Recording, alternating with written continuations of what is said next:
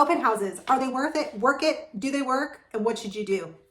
So you listed your home, your realtor says, I want to hold an open house. Guys, let me tell you, there are some must-dos with an open house and some must-do nots. Here's my formula that I love that works, and it really does end with a contract, typically in the first week. Not always, but typically. Number one, I like to get my pictures done on a Monday. I get them back on a Wednesday, and I go live on a Thursday. I post that open house on that Thursday, and here's why. Who plans their weekend? Most people, most parents, most moms and dads. And when you plan your weekend, you're gonna plan your Saturday. You gotta plan between sports, life, and everything else. So you post that there's gonna be an open house on a Thursday. It shows everywhere, Zillow, MLS, everything. You get into that open house. Now, what should that open house look like? If you got a good realtor, here are some things you're gonna wanna look for and make sure that they do.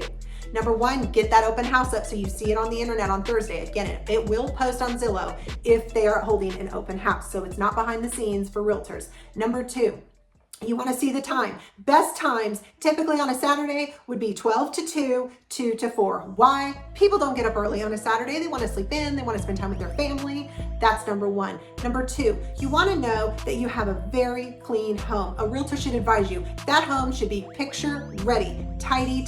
Guys, your future buyer could be walking through the house on that Saturday. You want it to look like they could see themselves in it, okay? You don't want to leave laundry on the floor, food in the sink, toilet seats open. Do your best. Even have a cleaner come in prior, maybe on a Friday, to make it look extra clean.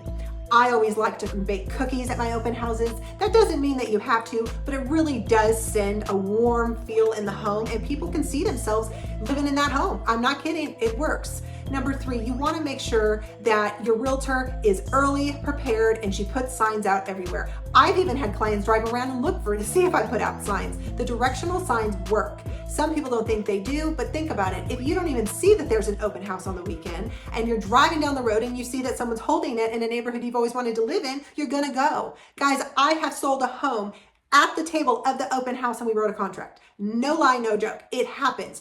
Open houses sell homes if done correctly, okay? The last thing I'd say is you want to make sure that when you hold the open house, hopefully it's not raining. You want to schedule it if you can on a sunny, bright day. Weather can kill open homes. So if you are a seller and you're like, why isn't this working? And we've had bad weather, or you've had bad weather in your area, that can typically be why. And I know that sounds silly, but it is a thing. So those are just some tips to get you going on your first open house. Oh, and the last one, this is the biggest one. You want to hold an open house the first weekend of your new listing. Make sure your realtor does that. If they don't, that could be a warning sign for you that maybe you hired the wrong person.